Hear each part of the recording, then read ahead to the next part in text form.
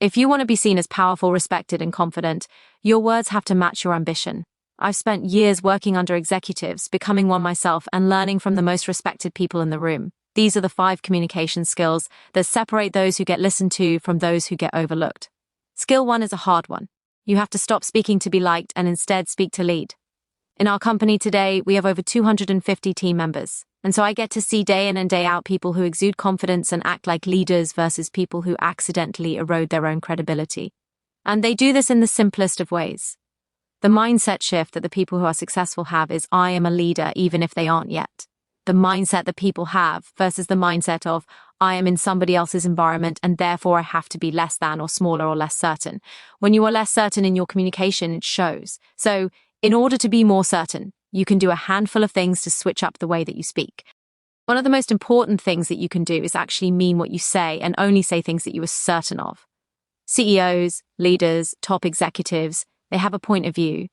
They see themselves, they see their life experiences, and they use where they're at in order to frame what their point of view truly is. And they're confident in that frame. If you want to be able to be more certain in your communication, remember that your point of view is important and you are there for a reason.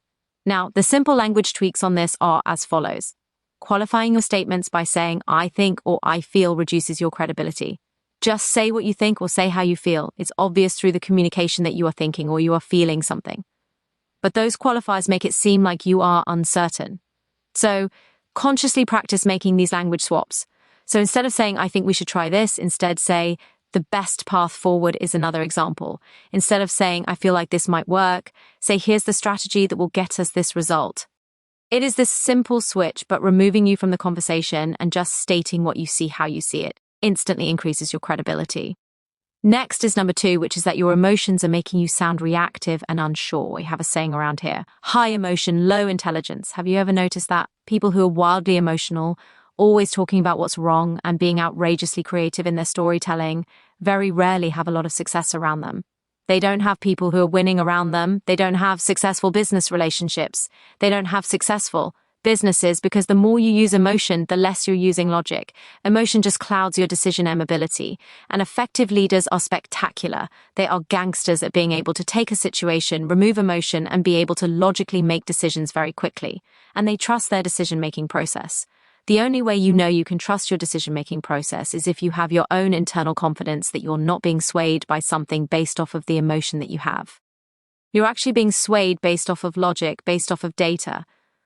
Just this week, I had somebody pop off on me and had this whole emotional outburst. It was embarrassing and it instantly reduced my confidence in this person. Their inability to feel something, to experience something, to have there be a form of rejection in front of them and be able to handle that with grace, understanding, questions, allowed me to see this person through a very new lens.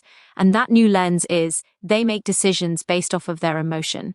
And as I looked a little bit further into this, I actually started to see how there was a lack of success in a variety of different areas, which is a key indicator that emotion is used in all sorts of conversations. And instead of creating confidence, it actually erodes people's confidence, which means you cannot be successful because without other people as a leader, you're not successful. You actually cannot, by definition, be a leader if other people don't trust and actually follow you. So never let your emotions override your message. One of the visuals I use to help me during emotional situations is I imagine myself being a blade of grass. Follow me on this one. If you have a blade of grass that is horizontal and there is a rock that falls through the blade of grass isn't going to stay hardened. It's actually going to move with the pressure. It's going to move with the rock and then it's going to bounce back up to its original shape versus if you had a toothpick there. A toothpick, when a rock goes right through it, is going to rake. It's very rigid, it's hard and it's frail. So in situations, instead of thinking of yourself as somebody who's going to make their point and who's going to prove somebody wrong and get hardened like a toothpick, imagine that you are a blade of grass and that situation is just going to fall through you. Not because you don't care, but because you're not going to get emotionally involved. You're going to let the data that they're giving you go through you. You're going to let the emotion that they're giving you pass by. And then you're going to respond in the way that you should respond without the tense rigidity of the toothpicks in your life. Next is number 3 and focuses on authority. This is the secret to getting people to stop interrupting you and start actually listening. Great leaders don't speak more, they speak with weight. What about what you're saying actually matters? When you think of every conversation you're in as an opportunity for you to make an impact, you will show up to those conversations differently. Any meeting that you're attending, any conversation you're a part of, it has to matter, because as a leader, you have a million things pulling at your attention. There are no shortage of things on your to-do list. Emails that you could be answering, presentations that you could be making, but instead you're in that room for a reason. If you recognize that you have nothing to say and there's no reason for you to be there, leave that conversation. A leader knows where their time is best spent and they prioritize accordingly. So whenever I walk into a room, I know the reason I am going into that room. I ask myself, what is my target? When I know I have a target, I have authority going into the room because I'm clear on why I'm there. Most people just go through the motions. They show up. They're not even sure why they're there. They just listen, think about other things, maybe distract themselves, answer emails. That is not what great leaders do. Great leaders know that there are a plethora of problems for them to solve, and their time is going to be spent solving the most important problem. Therefore, their attention and their communication where they are truly does matter. So, if you're struggling with authority, re-evaluate where you're spending your time. Go into the meetings where you do choose to participate and actually participate. Have a point of view. Use your authority because you've thought through the situation and you know that there's a problem and there's something that you can help with or you need to better understand as a way for you to build up your own authority in your mind. Leaders matter. They drive initiatives forward. So never enter a room where you don't know why you're there and you will all of a sudden have more authority in your communication simply because you took a handful of minutes in order to really understand why your time was best spent there when participating. And leading meetings, you steer the conversation with clear, confident delivery. Next up is number 4, which is to become a question master. You do not need all the answers to lead, you just need to know how to ask the right questions. The best leaders put themselves in a position to solve the most complicated problems in a business. And in order to solve a complicated problem, there has to be some sort of constraint, some level of confusion, and no clear path forward. So if you are an effective communicator, you are able to address and properly identify what questions you need to ask, what information is missing, to be able to make the best decision to move that problem forward. I like to think about this as untangling a necklace. When you're looking at untangling a necklace, it's taking one piece after another to really start to understand strategically what is the core knot inside this tangled necklace. Your job as a leader is to unknot many necklaces. The best leaders think of themselves as professional problem solvers. But the reason they're able to solve these problems better than more junior people is simply because they ask more questions. It's not the expectation that you know everything and you're coming at it from this high vantage point to be able to tell everybody what to do. Oftentimes you don't know what to do when you're entering that meeting or that problem. It's a new problem. You see, great leaders guide conversations by asking powerful and strategic questions. So challenge yourself to ask these questions. Instead of what do you think, ask what data supports this decision. And instead of how's it going, ask what's the biggest challenge you're facing right now. Instead of can we fix this, ask what would it take to ensure this never happens again. The quality of your questions determine the quality of your results. Here's a little trick that my parents taught me in order to become better at asking great questions. When I was growing up, we would play the question game at any sort of social function. The question game meant that little Natalie was supposed to walk up to an adult and ask them 3 questions. So my mom at a social gathering would say, "Go talk to Mr. Bob." So I would walk over to Mr. Bob and my target was to ask Mr. Bob 3 questions. Well, it's terrifying talking to adults when you're young, and sometimes it's still terrifying to talk to adults. So I had to overcome that fear. But then I also had to ask 3 questions that kept the conversation engaging. Well, as a very young kid, I wasn't able to ask super engaging questions. The questions might sound like, "Mr. Bob, I realize that Bobby, your son, is going to baseball practice these days. Does he love baseball?" And then Mr. Bob's going to answer back. And then by the answer, I'm going to hopefully be able to ask a second question. Well, oftentimes I couldn't actually make it to question 3 because I would run out of things to ask questions on. So I'd go back to my mom. My mom would say, "Here are a few other question choices that you could ask Mr. Bob." And she'd make me go walk back to Mr. Bob and ask him the final questions. This practice of getting good at asking questions, keeping the conversation going, understanding what really matters is priceless and an invaluable trait if you really want to communicate like an expert.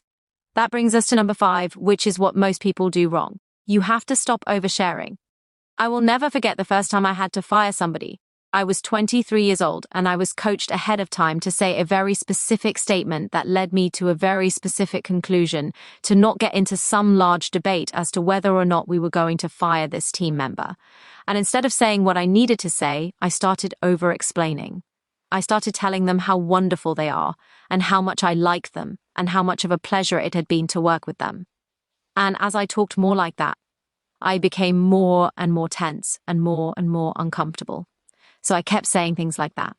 And instead of successfully firing the person, we just effectively had a nice little touch point in the middle of the day.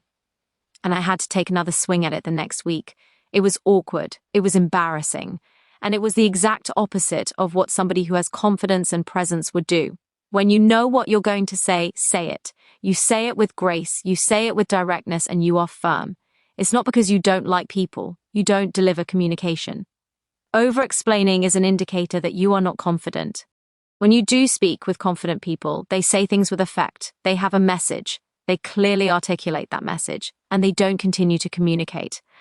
I like to think of this like an airplane. I'm sure you've had an experience where somebody talks and they continue to talk and they continue to talk and the plane is about to land, but instead of actually landing, nope, we going back through it again, and you already know that they said that, but they're about to land it, and nope, there's another new angle to just restate what they already stated. It's uncomfortable as a listener. It's difficult to communicate with somebody like this, and it clearly shows that the person isn't confident and is uncomfortable. So instead of over-explaining or softening your feedback, be direct. More than that, seeking validation can instantly erode your authority. And high CEOs actually get authority because they are direct and they are deliberate. So be like a confident CEO. They don't need validation, and neither do you. And another hack on this is watch really successful people communicate. I didn't say listen to how they communicate. I said watch how they communicate. You'll notice that they don't talk like this. This is not the way that somebody who is successful communicates. They sit up straight, their shoulders are back, they have confidence through their body language, they move their hands through this certain little section of their bodies right here. They don't sit there and fidget, playing with their fingers, playing with their rings, moving their feet around. They're able to sit there comfortably, have a direct conversation, eye to eye, with another human being. So it is very simple to just throw your shoulders back, sit up a little taller, and look like you are more confident before you actually become more confident. One of the things that I had to work on for a while, the way you project your voice also matters. And this was actually something I had to work on for quite some time. I tended to whisper for a very clear reason. I used to get quieter when I would voice my opinion, and that reason is pretty obvious. I wasn't certain of my opinion. I didn't feel like I could present my idea and be passionate and be excited because I was actually uncertain. And you could tell not just by the words I was saying, but by the volume that I was using to portray my ideas. So I had to actively work on not talking like this and trying to quiet myself, but by being louder and being more communicative through my body language, but also through the volume which I was speaking. I had to work on this for many months, and it was not a short process. Every single time I would start whispering, I'd have my core team of people tell me, "Hey, Natalie, you're whispering again." And I'd be like, "Okay, good to know. I'm going to project. I'm going to get clear on what I'm saying." Because clarity matters in communication. So when you find you're doing some weird things, putting your shoulders in, starting to whisper, fidgeting, just remember, future you doesn't communicate like that. So fix it in the moment and deliver the effective communication. If you master these 5 skills, I guarantee that you will be able to communicate better than 99% of people. And if you are still feeling stuck, check out my next video that will help you unlock success.